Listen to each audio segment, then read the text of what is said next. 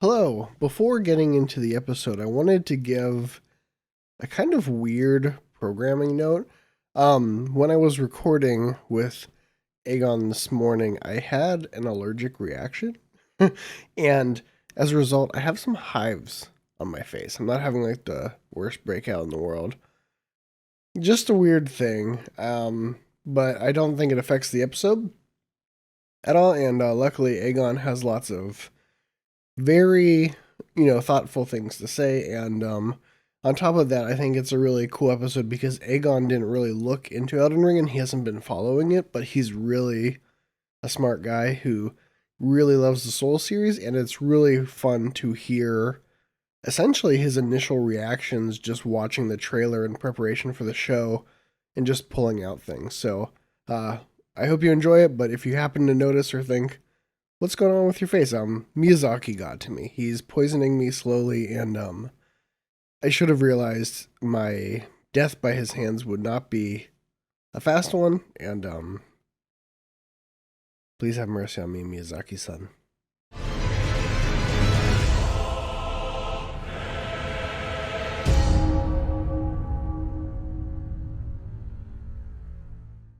Why, hello there. Today is day 708 since Elden Ring was first announced at E3 2019. And today I am joined for the Elden Wait by Aegon of Astora. And welcome, Aegon.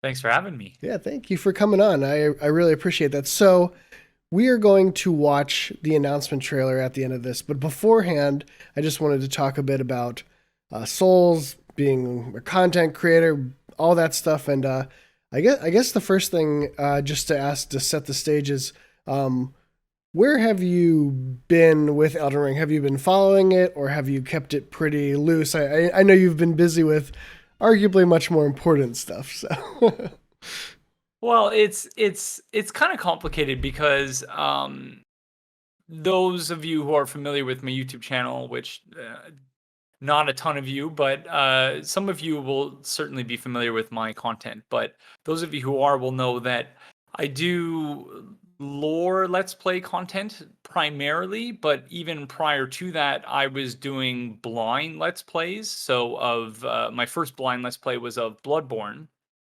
And then I also did one of Dark Souls 3 as well as Sekiro. Am I missing any? So no, just those three, I guess. And obviously part of the blind let's play thing is ensuring that you're trying not to get any spoilers or have your opinions colored by others, and obviously at some point that's going to happen regardless. But just in terms of the content aspect of it, I've tried not to watch trailers or get too much into the trailer speculation and break, and I totally understand why people do that. And obviously that's the premise of this show right here. So I don't mean to slag you off or anyone off for doing that kind of stuff, but just it's I don't know that I have that particular type of skill set to stop and break down every moment of a trailer and realize the significance of every particular frame and what's going on here and there. And yep. typically whenever I have attempted to do that, I've been way the heck off base anyway. So it's not something I've typically done. Yeah. And so you say day 700, so it's been about 2 years. So it would have been 2019, in June, I guess, Yep. when Yep. The first the and trailer was yeah, first the released. first and only trailer was E3 2019, and then there's been, and as you say, try not to see much. There hasn't been much. There's been the trailer, and then within I think a month of the trailer, there was 2 interviews that came out pretty quickly, and then in a With piece of concept Miyazaki? art.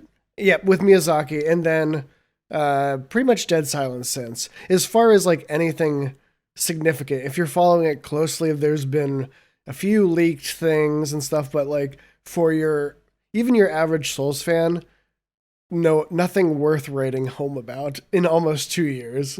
So It's pretty nuts. And yeah. and so, I mentioned that I was the most recent blind let's play I did on my channel was for Sekiro. Mhm. And likewise for that game, I hadn't seen any of the pre-release content. I'm almost embarrassed to say that I had at that time unsubscribed from your YouTube channel because Oh, I was really enjoying your BL4 and lore Yeah. playthrough of Bloodborne. And so you're not the only one. Like anytime I saw anything relating to Sekiro in my subscription feed, Yeah. I was just okay. Sorry, friend, but I'm gonna have to unsubscribe for now and then resubscribe later. And yeah, it wasn't just you. There were several channels where I just sort of Yeah. forgotten about the channels I unsubscribed from. Yeah. And so, you know, when I was playing through Sekiro, I guess that would have been around the time because I think I started that in June or July of 2019. Okay. And in that playthrough, I think at some point someone asked me what my thoughts were about the Elden Ring, and so at that point, all I really knew was that it was a collaboration between Miyazaki and George R. R. Martin in some way, shape, or form, and I don't imagine that they've really elaborated on what the specifics of that collaboration is, other than in the trailer it notes that it was a world created by the two of them. So I don't know if Yeah. they both got drunk or smoked weed one day or something and Yeah. just came up with this idea for a world. But you know, I went and played through the remainder of Sekiro, and then it was not long after that where the last episode of that playthrough was me basically apologizing to everyone and saying I really need to step away from the channel for a while and Yeah. finish my PhD. And then that was more or less where I left it. Like I knew that Elden Ring was a thing, and every time someone sort of asked me about it, it filled me with this anxiety because I was like, oh no, like I have all of this work to do in my Yeah. personal life and all these things going on, and you know, certainly this game is going to be coming out soon, and at that point I'll have to make a decision because the last three major FromSoft games to be released, I did blind playthroughs of, and you know, even still, I'm not sure that that's something I would be able to manage for the Elden Ring. But you know, I didn't want to close off that possibility entirely, and you know, I was anticipating and just one day just hearing, oh, Elden Ring was released today. Aegon, are you going to be doing a playthrough of it? And so when you messaged me on Twitter and asked about, you know, appearing on this show, and then I went and I looked at your YouTube channel and I was like, wait, the Elden Wait. Like, so we're still waiting Yeah. for the Elden Ring? Like Yeah. it really just blows my mind, and it almost brings me back to Duke Nukem Forever. Yeah. I'm sure I think you're about the same age. I was born in '86. Yep. So you're probably about the same age as me, Yeah. and you remember Duke Nukem 3D in the '90s was just this, you know, it wasn't as huge as Doom in the '90s in terms of like a cultural gaming phenomenon, but it was pretty huge. Yeah. And then you know the first version I think of Duke Nukem Forever was running on the Half-Life engine or something like that, Yeah. and then they ported it to the Source engine, and it just went through all of these different iterations, and so I guess my first question for you, and Yeah. it's more of just a question, just wondering out loud, is how the heck is this game still going to? And I imagine that might be part of the reason for the delay because I can't imagine at this point that this game would be released on PS4 and Xbox One. That. Because Yeah. both of those consoles, I'm led to understand, have a requirement that any game released on PS4 or Xbox One needs to be compatible with all models of that console. Yep. And when I'm playing Dark Souls 3 and so granted, it's a 2015 PlayStation 4 I have, which probably would have been manufactured in 2014. Yep. I bought it right before Bloodborne came out. My first PlayStation console, by the way. Yeah. So thanks for that, Sony. But yeah, when I play Dark Souls 3, it sounds like my console is going to take off Yep. and blast off into the stratosphere because it's so loud. I can't do blind playthroughs anymore unless I open up the console and apply more thermal paste Yep. to the processor. So how in the world is this console going to run a game like the Elden Ring, which you would imagine couldn't look any worse than the Demon Souls remake by Bluepoint? Like that has set the standard at this point, I think, for how good these games need to look. Yeah. So I don't know what your thoughts are on that. Yeah. So, you know, that's asked a lot, and you know, having followed it, and I think as far as we know, the most likely strategy at this point is that it will be on PS4 as well. It will be cross-gen at this point, similar to how, like, there's a small precedent where like Dark Souls 2 released for previous gen when it came out, and then it had That was really bad, and though. yeah, and then That it was had Skull. I yeah. don't think that's what they want to do, but I think also from a sales perspective, they'll capture more units. But you bring up a good point where, and I think it's a valid concern. You know, I think it's a bit much to bring up stuff like Cyberpunk, which really struggled, but you're already seeing games like Resident Evil 8, which does work across everything and pretty well from what I understand. But like Capcom was ready to pull the plug on the previous gen versions if they were not running well. And I think From Software is in a tricky situation because they started development right after the Ring City in 2017. For all accounts, I can give you a small timeline, and this is kind of fun because it can catch people up if people are in a similar position. Um, so 2017 development starts. The rumored sort of internal release from what we've heard was for a long time supposed to be like mid 2020. And then right around TGA 2019, they decided that it wasn't going to be finished in that time. And from what we know, is supposed to be shown at TGA 2019 for another trailer. Or TGA, the Game Yeah, the Awards. Game Awards in December of that year, and then they pulled the plug and didn't show up because they weren't ready, basically. And then after Hmm. that, COVID hit, and being in Japan, the work from home situation, what we're led to believe now is that all of this further delay has just been an internal delay stacked on top of COVID and just Hmm. really slowing things down. So the thing is Elden Ring was always intended to be a a last gen game, and they've just, because of the situation, slipped into current gen territory. So and when you bring up Demon Souls, is I don't think it will look as good as Demon Souls. I think you're looking at something more along the lines of like Sekiro, which I think looks pretty Hmm. good.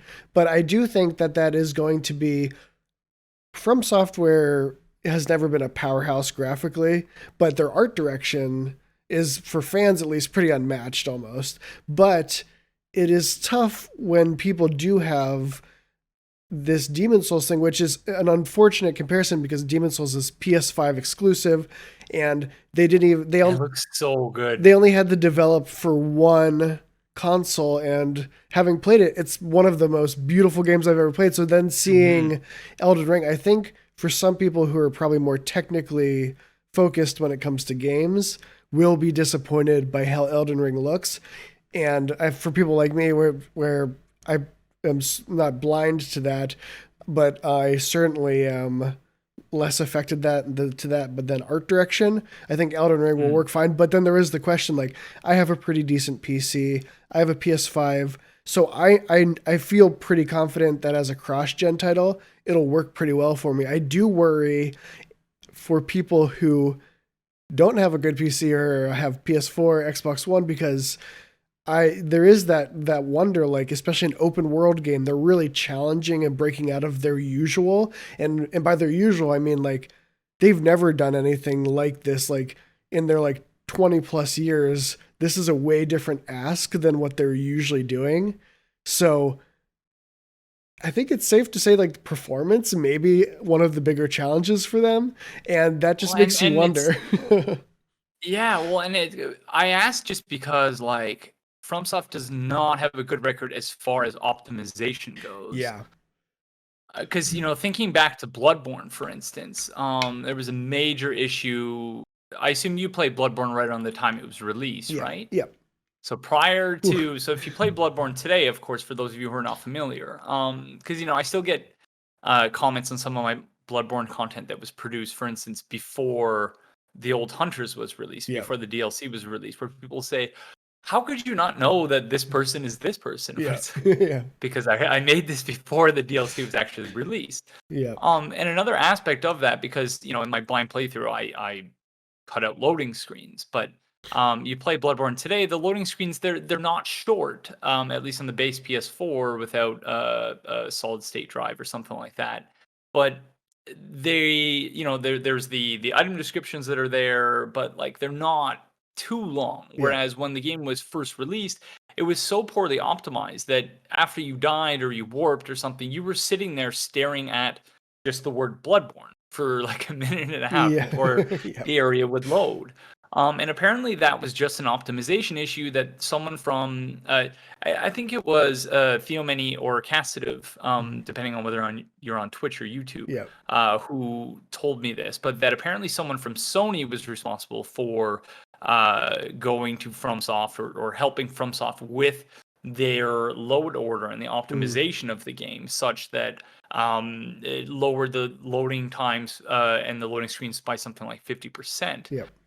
In addition to that, there was also in Bloodborne, whenever people were speedrunning the game, they were running through the areas faster than obviously was intended, Yeah. such that textures wouldn't load, entire, people would just be walking on air essentially. Yeah.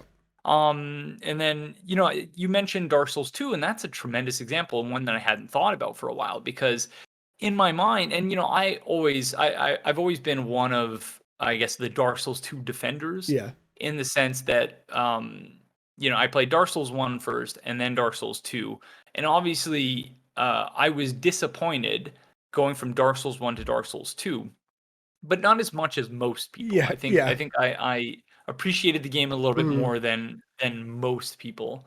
But then when Scholar of the First Sin came out on the PlayStation 4, I'm like, this is how the game should have always been. Yeah. But there are certainly remnants, I think, of the problems. There's vestiges of the issue of creating it first for previous gen and then porting it to current gen, which is to say things like the lighting system. Yeah. I imagine they got rid of it because it was it had too deleterious an effect on the frame rate. Yeah. Because in the original one, the trailers you were seeing and whatnot, I assume they were being filmed on a PC or something, where the lighting it actually looked dynamic. It looked tremendous. There were, I've never owned an HDR monitor or something, but I imagine that would be the type of game that would look tremendous on an HDR monitor. Yeah. But then when they ported it for Scholar of the First Sin, they fixed a lot of issues and definitely created the definitive version of the game. Yeah. But they did so in a way where if you it's still a dumbed down lighting engine. Yeah. And so the game, in the end, I don't think it ever really reached its true potential because it was being designed in a way that had they originally intended to release it on next gen platforms, which at that time was PS4 and Xbox One, I think it would have looked tremendous. But then even the original Dark Souls and Demon Souls as well, both of those games had major frame rate issues and other issues relating to optimization. So obviously I don't own a PS5 right at this moment just because of the supply issues and I'm waiting until I get a full-time job, and I'm also just working on other things before I can commit the money to getting a PS5. But I certainly wouldn't intend to purchase the Elden Ring on a current gen platform being the PS4, but I can't imagine it's a good idea doing a cross-gen thing like this. But then again, on the other hand, you have companies like Rockstar, who Grand Theft Auto 5 is about to be released for its third generation. Yeah.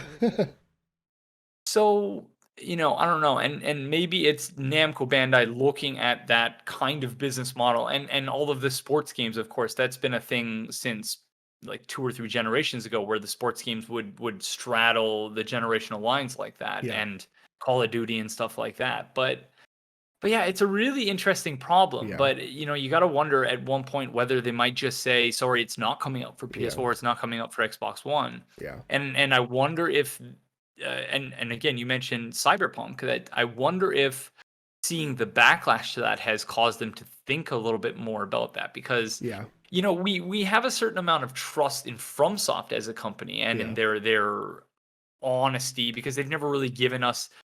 They have had some issues, of course, Dark Souls 2 being one of them, but they've never really given us a reason to have an inherent skepticism and mistrust of them. But if you look at Namco Bandai, I don't know that their record is quite as maybe a bit more problematic, but maybe Namco Bandai is and FromSoft are together reconsidering this cross Yeah. generation thing when looking at the backlash related to Cyberpunk 2077. Yeah, yeah. So And it's interesting because, and this has come up a lot recently for people following it, because at the end of this week there was basically some people were coming out and saying like, don't expect Elden Ring for E3, and a lot of people were really hoping that Elden Ring would finally show back up at E3, and that's questionable at this point. And I think the reality is that COVID has hit Japan and their infrastructure in a way that's harder than other places. And From Software isn't like a Capcom or like a Square Enix. They're mid tier. They're not. It's going to be harder for them to adjust.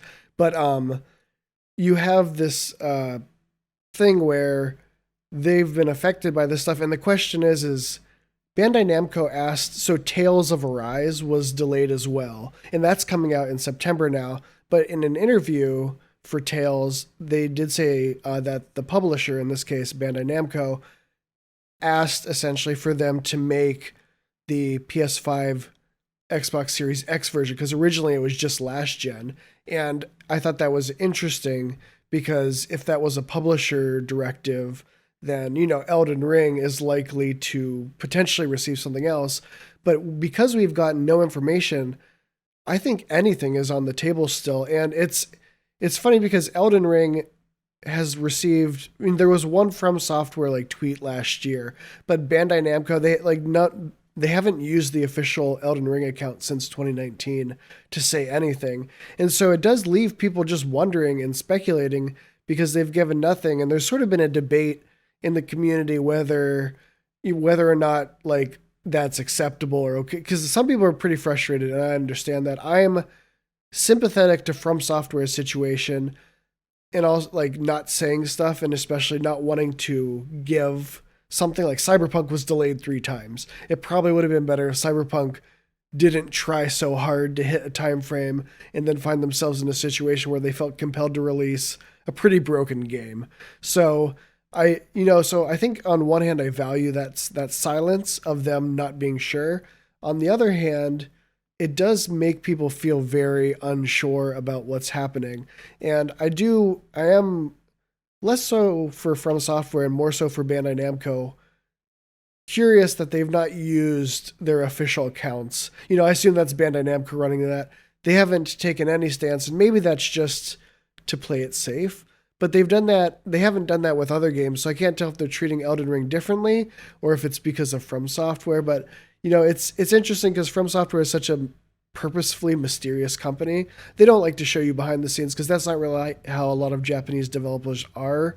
And From Software, like Danny O'Dwyer from NoClip asked if he could come to a studio tour because he loves From Software, and they're basically like, no, not an offense against you, but it's just not how we operate, and we don't want to, show how the sausage is made. They want to keep it sort of separated and just let the products speak for themselves. But at this point, too, it is a bit frustrating, especially as, like you mentioned, like my approach to content is I really like knowing where the developers are and picking apart interviews and pre-release stuff, because I like to go into a game with an idea of what the developer wants me to get out of the game, sort of see the artist's touch, or like what their intent is, even if I take away different things.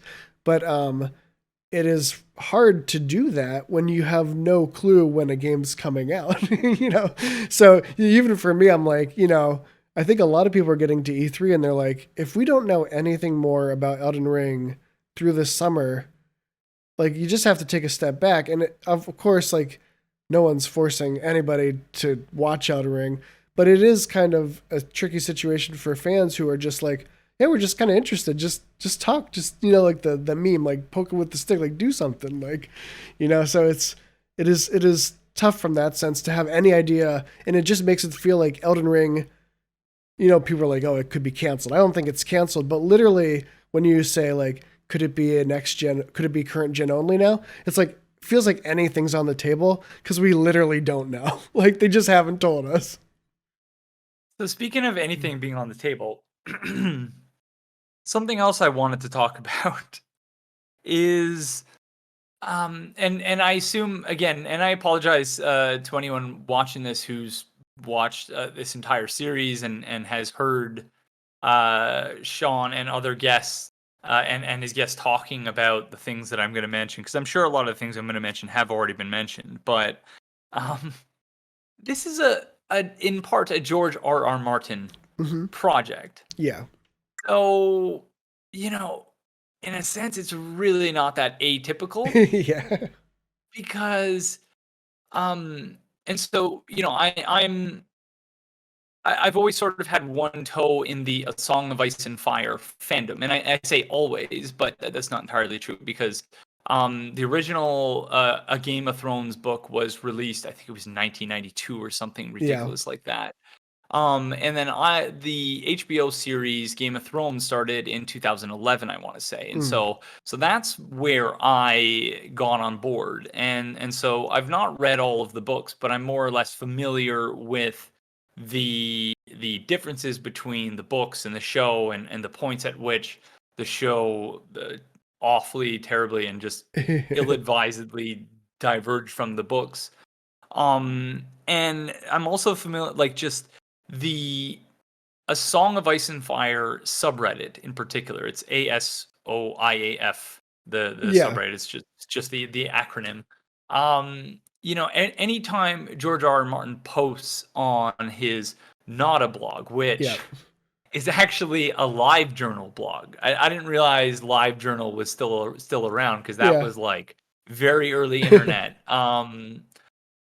That he posts on this live journal blog, and people on this subreddit, the A Song of Ice and Fire subreddit, break down and analyze every little bit of things, Yeah. like every piece of the post in the exact same way that we pick apart every single new piece of information that's released about a FromSoft game. Yeah. Except this is George R. R. Martin just talking about his personal life and how, he's stressed about this thing, he's stressed about that thing. Or, I remember there was there was a controversy at one point which emerged about because he was writing, he had volunteered to be a judge at some sort of not a big film festival, like a small sort of indie film festival, and on his blog he's writing reviews of all of these different films, and everyone's just like, what is he doing? Why isn't he working on the books? Because for those of you who aren't aware, there are, as of right now, because George R. R. Martin, he said when he started with Game of Thrones, it was just, I think he said it was just going to be that one book, and then it was going to be 3, and then it was going to be 5, and now it's 7. Yeah. So books 1 through 5 have been released. I want to say the 5th one, which was A Feast for Crows, was released in 2013 or something like that. Yeah. I think Dance with Dragons, the fifth book was. I was in college. Dance with Dragons was the 4th one, and then A Feast for Crows was the 5th one, I think. I think it's the reverse, but Oh, I pardon me. remember that because the show was out and I was in college at the time, and I've been out of college for a while. So, it was like, it may have been even, I think that was like maybe 2011, maybe. like 2012, like somewhere in that range, like a really long time ago for anyone enjoying anything. And I guess if, Well, and the gap between those two books was actually very short. It was like 2 years or something, because they were actually originally one oh, yeah, book. And so like the point of view characters in the 4th book and the 5th book, like I yeah, think there might be 1 or 2 characters who overlap, but they're largely yeah, different characters. yeah, And so, that was essentially one book released over 2 books because it got too long and unwieldy. yeah, And so it's been basically almost 10 years yeah, since he's released a book in this series, and he still has 2 remaining by his own count, yeah, the Winds of Winter and A Dream of Spring. yeah, And you can totally understand from his vantage point, watching his, in many of these interviews, he talks about how he didn't want to give anyone film rights or TV show rights to his series because it was too much yeah, complexity. There was too much going on, and he couldn't see how it would be possible. Certainly not for a movie, not even for a trilogy of movies.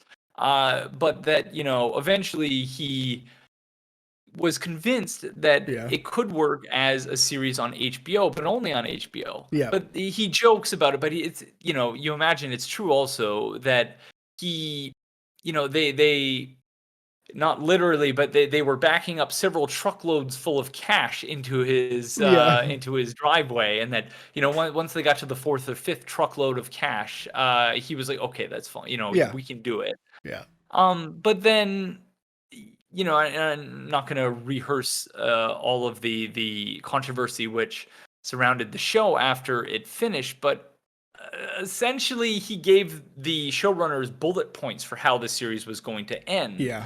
And they did a just truly awful disservice to him and his story Yeah.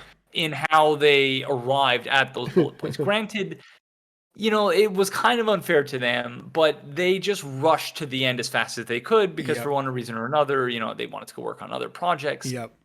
And so I can totally see that killing his motivation Yep. for wanting to finish the remaining 2 books, because everyone's like, wow, I thought there was going to be some crazy, end to the story, which brings all of these disparate plot threads together in a way that just blows everyone's minds. But so on the one, there's this thesis that the show killed his motivation for continuing to write the books. There's also the idea that I think this one commentator named Preston Jacobs calls it, I think he called it the Milanese knot, where the idea is that he doesn't know how to write himself out of the corner he wrote himself into in the last 2 books. And so it's too difficult. And he also writes on a typewriter. Yep. So he's a very old-fashioned kind of guy. He writes on a typewriter, and then someone takes it, puts it in a word processor. And so there's just all of this stuff. And then in addition to all of this other stuff, he's doing interviews. He's now signing on to do a new HBO series about the Targaryens and all of this other stuff.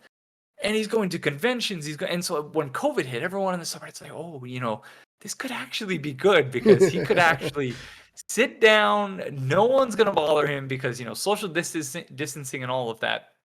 He can write in his typewriter, finish the series. Everyone is doing these major COVID projects. I finished my PhD thesis just sitting here and not going anywhere, working every single day, 8, 9, 10, 11, 12 hours every day writing. And so, I was thinking maybe he could do it too. But then, you think about all of these things he's doing around 2019, and then it's also announced that he's doing a video game with From Software. Yeah.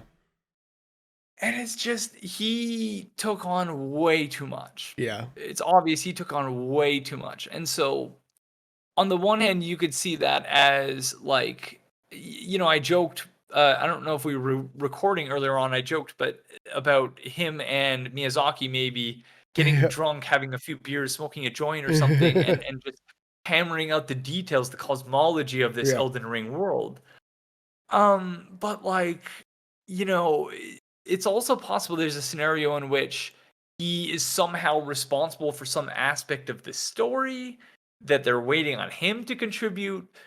But, I guess at this point, it's probably more likely that he has made his contribution and that his name is there for marketing purposes. Yeah. But it's fitting in a way that we're here just, analyzing every little bit of information that comes our way about another George R.R. Martin project. Yeah. In the same way that the Song of Ice and Fire subreddit, they pick apart every single line in his blog post, his not a blog post, to try and figure out, oh my gosh, it's coming in 3 months. Yeah. That's the only conclusion that we can draw from this blog post. So I don't know if you had any thoughts on that, or if any of your previous guests had talked about this kind of stuff. But so I think I believe you're right in the fact that it is very ironic that From Software is so good at releasing their games, and they're like they had like 4 PS2 launch titles. So like, and then we had those like 3 years of Dark Souls 2, Bloodborne, Dark Souls 3, and in there also Dark Souls 2 again. So like they've been very prolific, and then there was a little break with Deracine and then Sekiro, but then we get to Elden Ring and it's the biggest wait. I think it's purely irony that George R. R. Martin's name is attached, that it's taken so long. But as far as George R. R. Martin's contribution, as far as we know, I do believe there's definitely a marketing aspect. And but as far as we understand in an interview with Miyazaki, he basically said that George R. R. Martin um, came to, like they asked him if he would work with them, and surprisingly he said yes, probably do escape writing, A Song of Ice and Fire. And then he sort of made a source book for them, essentially. Like, he developed the mythology and the world in collaboration with themes and ideas that Miyazaki was presenting, and they collaborated back and forth. There's a funny story that a friend of mine, Mordecai, shared, where he heard the story that Miyazaki went to George R. R. Martin's house and he brought like 10 translators, and they were talking. And so we've had discussions about, like, they both really like D&D, and like they obviously are very well read, so there's probably a lot of similarities. And I assume where George R. R. Martin's contribution will sort of shine through the most is where they have similar themes they like to tackle. Like, they like weird trees, that, like they have similar, dragons are huge for them. So, but it seems like he's mostly existing in the mythology. But it's super interesting as someone who's a fan of A Song of Ice and Fire and George R. R. Martin in general, and then a fan of From Software, to see how this may change what we know of From Software's normal thing. Because at least my perspective is that From Software, and just to diverge one more thing, is Miyazaki did mention that he didn't really want George R. R. Martin to write the game because George R. R. Martin doesn't know how to write games. He knows how to write books, and that he would be better used to make, like, basically an Elden Ring Bible for them to work off of, which I think makes some sense. And I think I love From Software, but I think George R. R. Martin is arguably more experienced building worlds in this, like, really hashed out sense.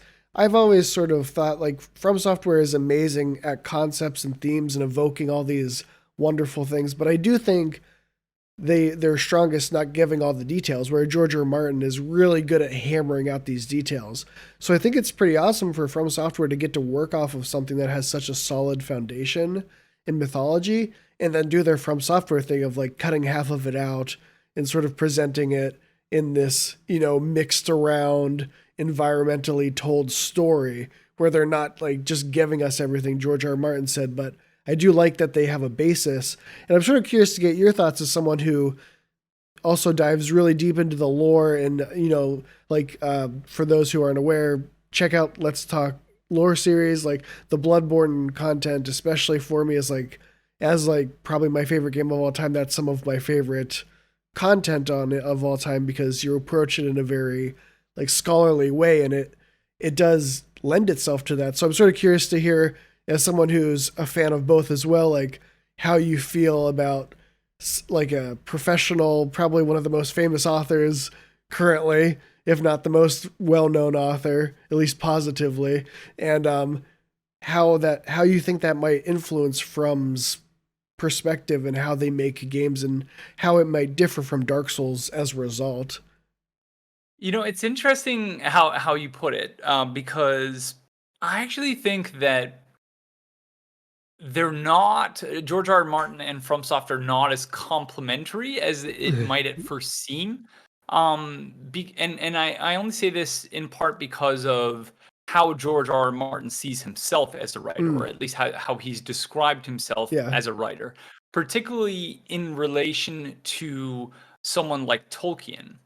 And, like, so he describes himself, George R. R. Martin, as whereas someone like Tolkien has this vision for Lord of the Rings, and a vision that, okay, it's going to be 3 books. Yeah. And then he has the beginning, the middle, and the end, the structure, the narrative arc, and it all sort of comes together.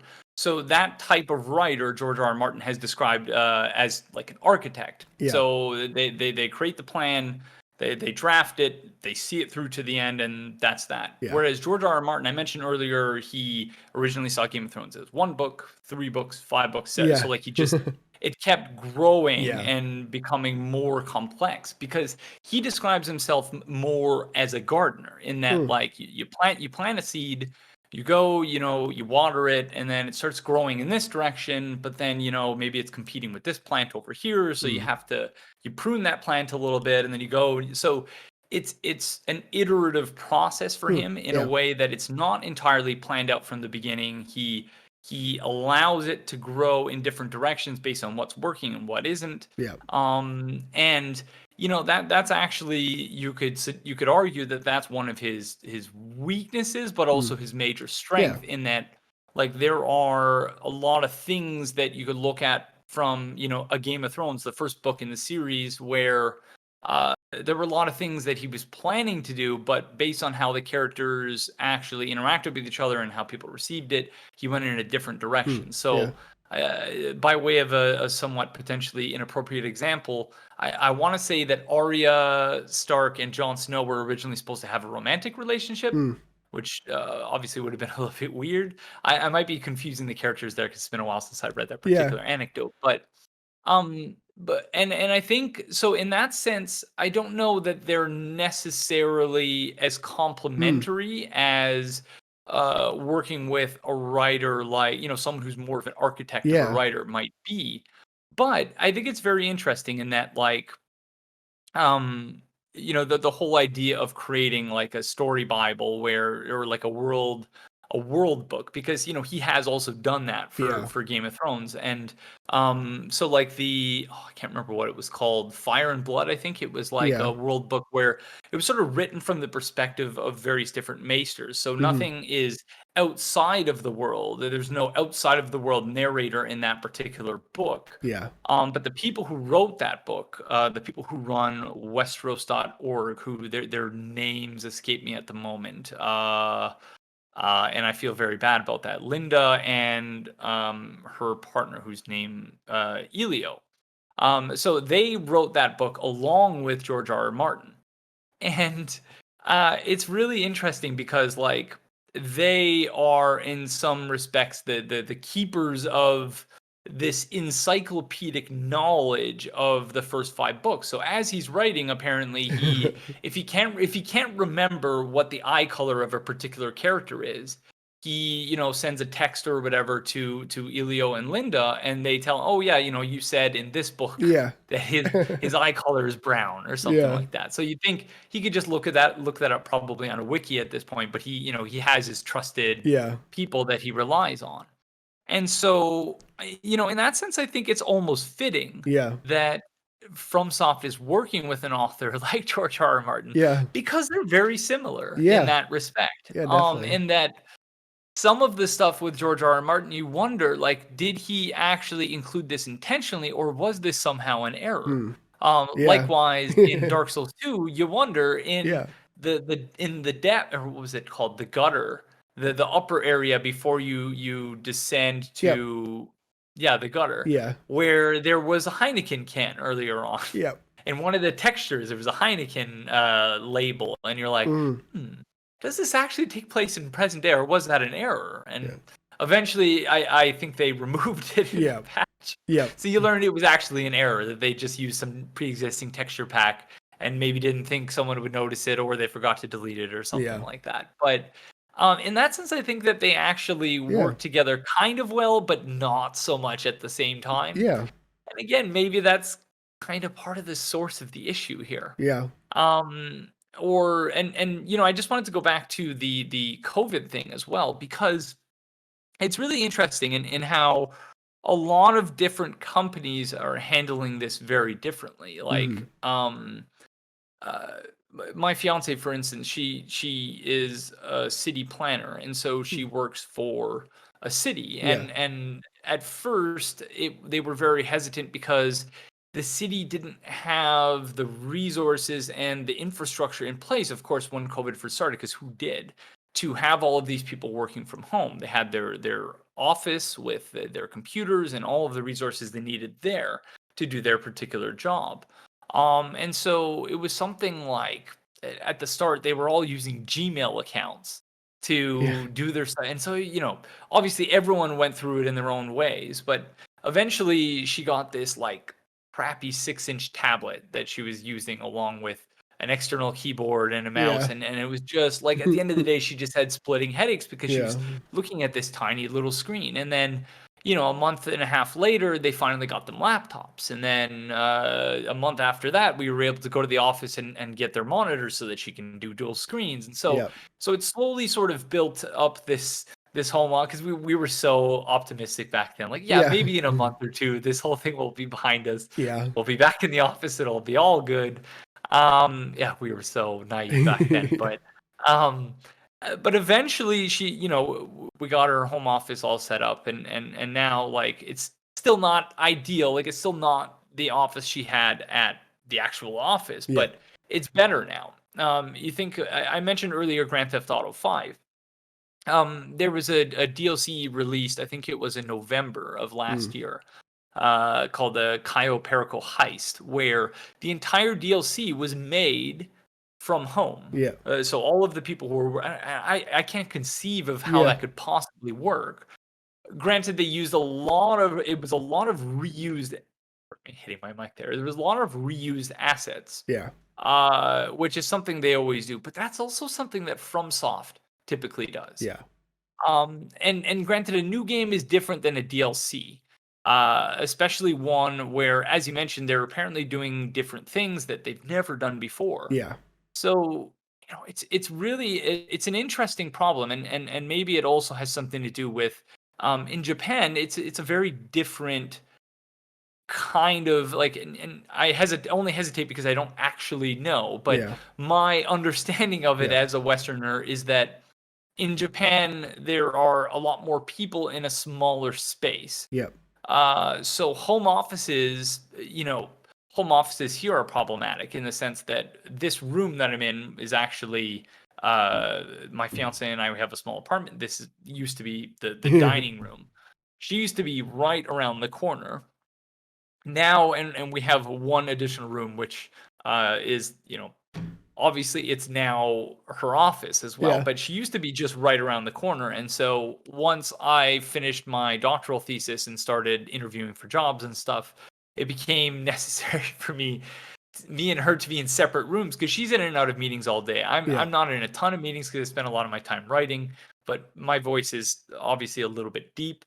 And so if she's doing a meeting right around the corner, her colleagues going to be able to hear nothing in the background but my voice. Yeah. So, in Japan, maybe the developers are in situations in their home life where it's just not possible because Yeah. they have, on average, I imagine, a smaller space with which to set up a home office. And, how do you, because in the context of game development in particular, that's why I was really surprised to hear that, and granted, Rockstar North or Rockstar, whoever is actually the developer for Yeah. Grand Theft Auto, they are swimming in cash because of the particular way in which they design that game around microtransactions. Yeah. And they're about to release Grand Theft Auto 5 on the third generation because it was originally released on PS3, Xbox 360. So it's a very different situation, but it is kind of surprising that they wouldn't have some sort of, like, it took a city government only a few months to get all of its employees, Yeah. in the case of my fiance's work, all of their employees Yeah. on board and with appropriate equipment. Granted, they're not doing game development, but Yeah. they do, like, a lot of stuff that's very resource intensive. So you got to wonder, if it is COVID related, how is it that they have not caught up at this point? Yeah. Because it's, this new normal that everyone has sort of adapted to around the world, that you would imagine FromSoft would have to be a bit more adaptable and flexible. Yeah. But those are all Western, Yeah. the whole idea of flexibility is a very Western concept Yeah. as far as workplaces go. So Yeah. yeah, sorry, I've just been blabbing on. No, yeah, it's a good point. It's been something that's been a sort of topical in the community as we approach E3, and there was some optimism that that Elden Ring would show up with a trailer, but then some recent information seems like maybe they were trying to get it in, but it may not hit, and people are like, well, similar questions like, why haven't they been able to get this going? And I did have to stop and think for myself there because I was on board, and then I saw a few people like Imran Khan and Jeff Grubb were talking about COVID, and I did have to step back and think, well, I'm in Vermont in the US, and we've had amazing rollout for vaccines. We're very sparsely populated, so things have gone about as well as possible. And I had setbacks in the last year like everyone else has. So, just from my perspective of, I'm like, we're starting to come out of this. Hopefully in the next 6 months we'll be in a pretty good place. But I don't know about Japan either. Like, and the reality may be different. And I know that what various developers have said for if it could be assumed that they're heavily in the QA phase with Elden Ring, and from what I understand, QA is often resourced out. There's a lot more people involved, and that's also when there's the biggest security issues. So like they're not as trustworthy of people being at home essentially. That's a supposition on my part, but it seems like QA is Oh, pretty that's fair. pretty tight because they had That had to have been where the leak came from, right? the leak came from Bandai Namco Greece. Someone released seemingly from Bandai Namco. They released some like internal investor footage back from probably 2019. We're guessing that was showing off. All about increasing that share price, eh? Yeah, Oh, yeah. So because the stamp says BNEE, which is Bandai oh, Namco they're just Entertainment on Europe, code. and you can hear some Oh, people speaking Greek in the background. Is how people arrived at that. Like you can hear like a TV in the background, and it's like a local Greek news anchor. So people were able to pinpoint who it was, and and that does. I don't think this is necessarily a factor, but from what we heard, like there were some follow up discussions with From and Bandai Namco after this leak, and it does make me wonder if that has. It probably doesn't, but if there's any bearing on my most likely thought is if Elden Ring is not at E3, it is likely the case in my mind that From Software is working on a build to send to Bandai Namco to capture footage because Bandai Namco will create the trailer for a Western audience. They'll be in control of that. And From will eventually make a Japan trailer, but that's not what they would show at E3. It would be a Bandai Namco joint. So my best assumption is that they were hoping to hit a time frame for a build, but maybe there's some stuff that they're working out for the build they want to send to Bandai Namco, and potentially with this leaks and just maybe if From Software isn't feeling super secure about the footage they send, they might want to make sure the build is in really good shape because if they keep sending stuff, more likely to leak. So maybe, and this is just total speculation on my part, that they're really trying to make sure it's exactly what they want before sending something, and they're just not able to hit the deadline that everyone was hoping they would hit and get it out in the time frame they originally talked about. And who knows? Like you said, like work from home, you would hope after a year you're able to get something, but it's hard to tell culturally, and just I don't exactly know how their workplace goes. I know at least in the past, like Miyazaki's in a different place, but Miyazaki was like pretty hands on with projects. And I would maybe imagine that even if he's president and he's a co director, that Tanamura or whoever else is the co director, their office culture may be such that they still are pretty hands on and involved. And maybe that's just tough when you can't, you can only do so many Zoom calls. Maybe if they're used to the conference thing or like gathering around a computer, that's just not very good for their creative workflow. And I think from what we understand and from what we've heard from like some insiders, is they do feel quite a bit of pressure not to deliver Dark Souls 4 because they want Elden Ring to be unique. They would have made Dark Souls 4 if that's what they wanted to make, but they have other ambitions and they're trying to make sure that it, because you can understand that from like it's an action RPG fantasy game, it's going to on a certain level be similar. And so they're just trying to make sure that it has its own voice, and I can understand that. for sure. Well, it's funny just because like the few notes I do have here, and certainly part of it is just me, almost certainly mapping my knowledge of Yeah. the Souls games and my particular manner of exploring them and their story. That like a lot of this stuff in my notes here it says for timestamp 123 Ornstein question mark. Like so just like there's a lot of things about it which are certainly reminiscent, so I can see the point certainly that they might want to try, and also the person who's hammering away, whose shoulder is cracking, I put their name in my notes is Andre. So part of that is certainly me mapping that onto it, but I can see why they would want to do that, because there is a lot of similarities. Even just like the thematics of it based on like the name and what was said in the trailer. But yeah, completely.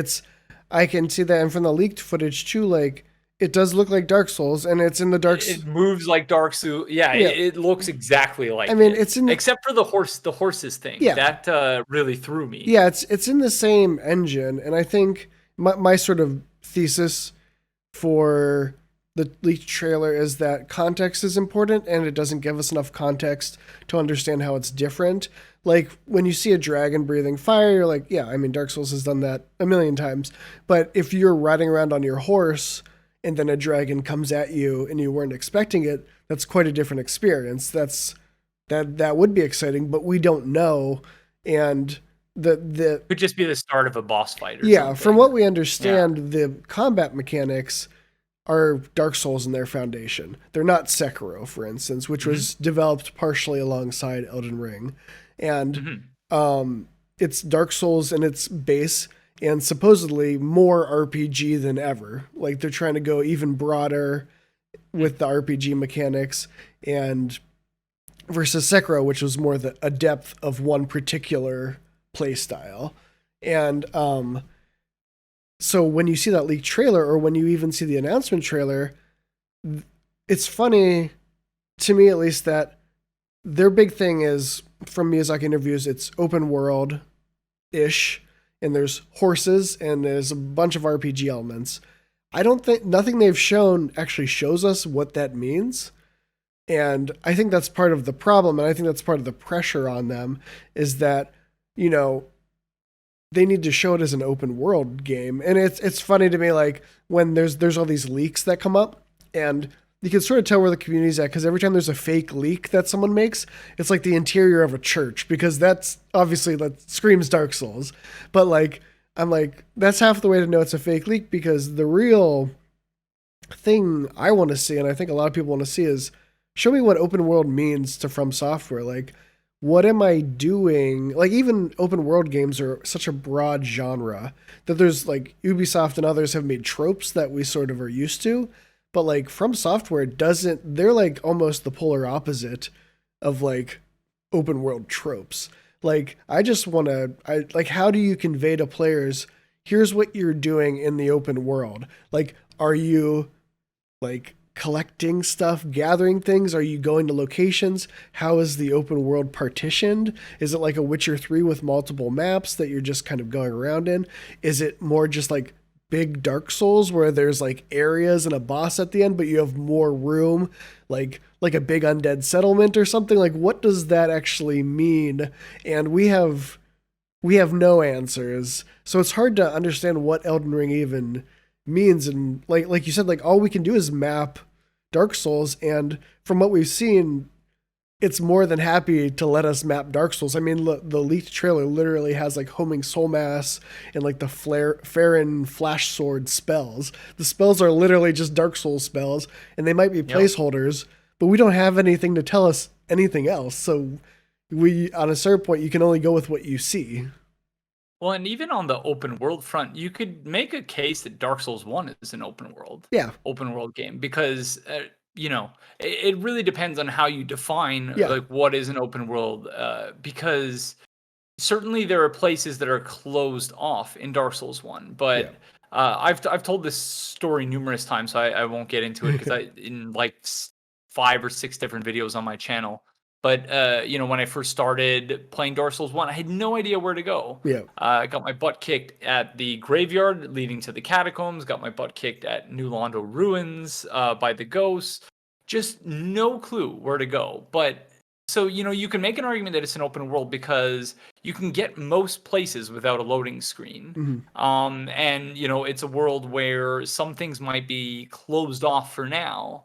But so I guess it really depends on how you define open world, because in theory, even that doesn't really set it apart from Dark Souls, or at least Dark Souls 1. Dark Souls 3 and Dark Souls 2 and 3 are a little bit different, I think, because of the hub world aspect to both games. Yeah. And same with Bloodborne and same with Demon Souls. So Dark Souls 1, I think, would be the only one you could make a strong case for it being an open world game, but because open worlds are still closed off to some degree, depending on the game. Yeah. There's always certain things you need to do in order to progress past a certain point. Yeah. But you can make a Venn diagram, I'm sure, between like what is Dark Souls, a Metroidvania, an open world game, and like how they all relate to one another. But yeah, it's interesting. So certainly, there's more information needed. But so my thoughts on the trailer. Did we want to watch the trailer first, and then I could give some thoughts on just stupid things that I'm sure people have already discussed and debunked, but I just half a page of notes here about the trailer. That sounds great, just to watch the trailer first.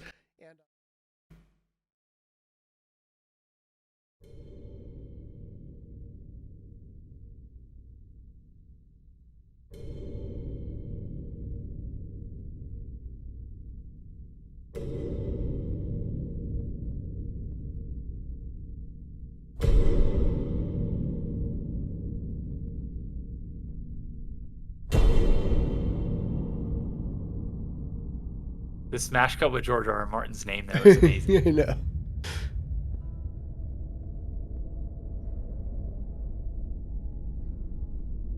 I doubt you could even imagine it.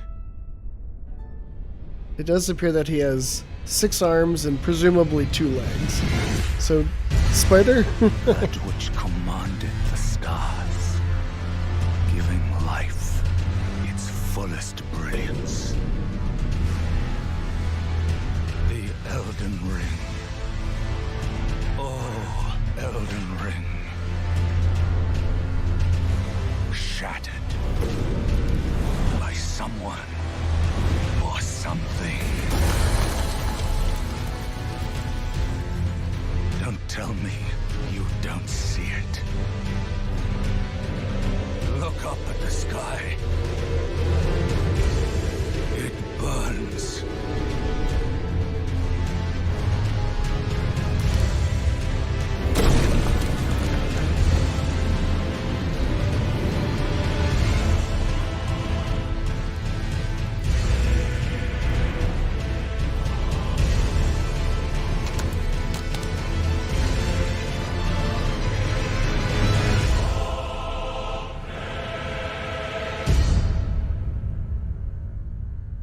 They can really make a trailer. I know. The music is what keeps me coming back. It's so good. Yeah. Very excited to see what they do musically with Elden Ring, just based off of that, basically.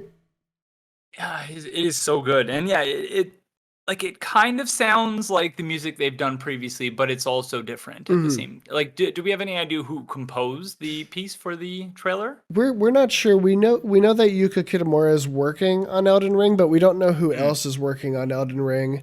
And trailers, it's a mix, if it even is made by From Software sometimes. But Digic was a partner on that trailer, and they didn't claim that they made the music, so we're not sure at this point who from the FromSoft crew or otherwise is working on it, but it's good.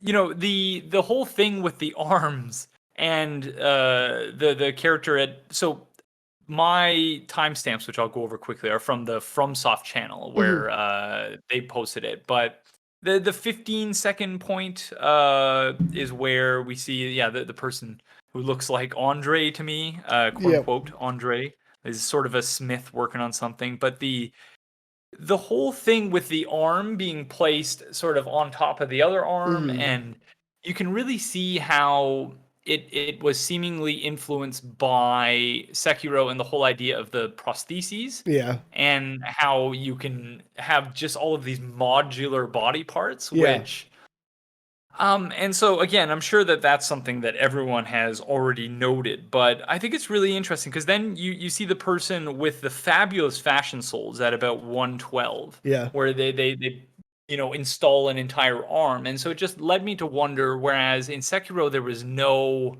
upgrades or no fashion souls whatsoever.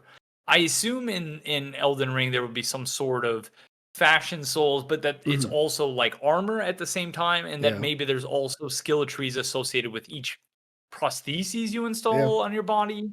Because you see the other arm is actually quite weathered, and it looks Yeah. like it's diseased or something. So for whatever reason, Smash in the Elden Ring Yeah. seems to have somehow compromised everyone's biology Yeah. and like yeah, I have a million thoughts about it that I guess we could go on and on and on all day, but that's what they've left us to do, I guess. Yeah, exactly.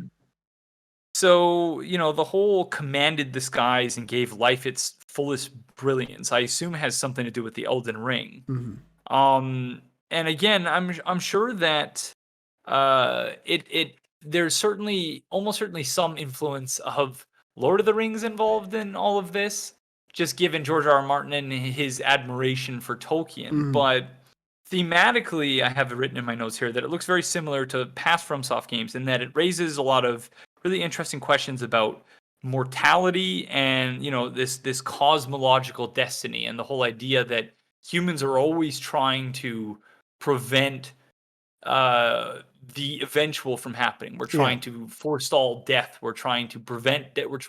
We're aiming for immortality all of the time and not considering the consequences Yeah. of that. That in a game like Dark Souls 3, it really highlights the horrific nature of the idea that we could live forever and how eventually that would just you wouldn't want to live forever Yeah. because part of what makes life special is the impermanence of it. Mhm.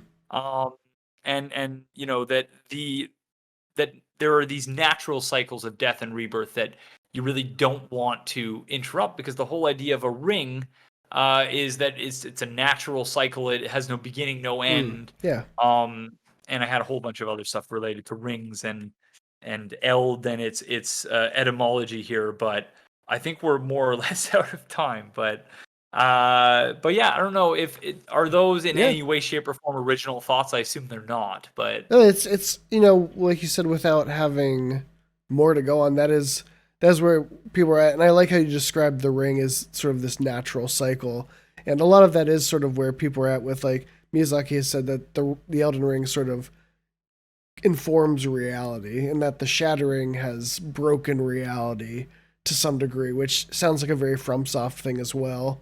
And but yeah, and that whole idea of, that's something that I've been pushing and I'm really interested in seeing where they go with it, is this idea of bodies is like almost like, modular. yeah, Yeah. modular, and just like the fact that a lot of this seems like a potential source of like horror is the idea of things not decaying the right way, of things just remaining and going past when they should, and just being used in ways in which they were not intended. Like the that spider looking dude seems very sinister, like that shouldn't be happening. And they sort of show that by making it very gross looking, and just the darkness, and versus the arm being lit up is just signifying like people are doing things they shouldn't be doing. And I think Miyazaki did say one of the themes is the ambition or will of mankind, and a lot of people are like, oh, that sounds like a positive thing, and I'm like, not in a Dark Souls game. No. Like not for Miyazaki. Like I played Bloodborne too much to think that the ambition of man is necessarily a positive, because Miyazaki, at least in a lot of his stuff, seems to indicate that man will trample over man in nature if it leads to them transcending or gaining power in some way. So I think that's more the direction. I think, and it seems like you're going at it from the same direction, where it's like life has broken and maybe it's man's fault. We don't know. The big mystery, it seems, of Elden Ring is who shattered it, Who shattered the ring, why, yeah. and that's where I think like George R. R. Martin, as this master of like political intrigue, that may be a really interesting mythology to unravel, because I'm sure there's multiple factions and philosophies and competing ideas, and I'm sure we're going to find that it's not as simple as someone broke the ring. I'm sure there was bad stuff happening before something happened. And we'll see. We'll see, though. We need more information. And so thank you so much for coming on today, Aegon. I love talking with you about this, and I knew it would be a good and rich discussion about the themes. I love getting into that stuff and looking at FromSoft as a narratives and themes. I think there's so much there to unpack. And what would you do you have anything you'd like to plug? Where can people find you on the internet if they want to get more of you talking about Souls? Or people can find me on Twitter at Aegon_of_Astora, or on YouTube at just search for Aegon of Astora. Yeah, that's more or less it. I'm not super active at the moment. I still have the longest ongoing Dark Souls 3 lore series in history, because I started it in 2016. It's now 2021. Yeah. And I'm still only on, I think the most recent episode I released was episode 21. Yep. The next episode, we're going to Archdragon Peak and seeing if we can't figure out what's going on there. I know I'm obviously late to the party, but we do exceptionally deep dives into each area, and it obviously takes a lot of time. I just finished my PhD, so I'm also looking for full-time work as well. So it'll be a short while before the next video is up on the channel, but I've committed to finishing that, and hopefully we'll have another Elden Ring trailer soon, and then we can resume this discussion. See how wrong we both were about the various elements that we've sort of speculated about. For sure, yeah, that's part. That's more or less it. That's part of the fun for me, is being wrong. But 100%. But yeah, thank you so much for coming on, and I really appreciate the discussion and the time, and I'll definitely love to have you back on again and get more thoughts, especially as we learn a little bit more about the themes and just see if From Software is doing more From Software, how much George R. R. Martin seems to be creeping in there. It'll be interesting to take a look at as we hopefully get more information. So, but sure. Thanks so much for having me. Yeah, thank you, and everyone else. Tune in next time for the Elden Wait, and we'll see what that brings. So, thank you.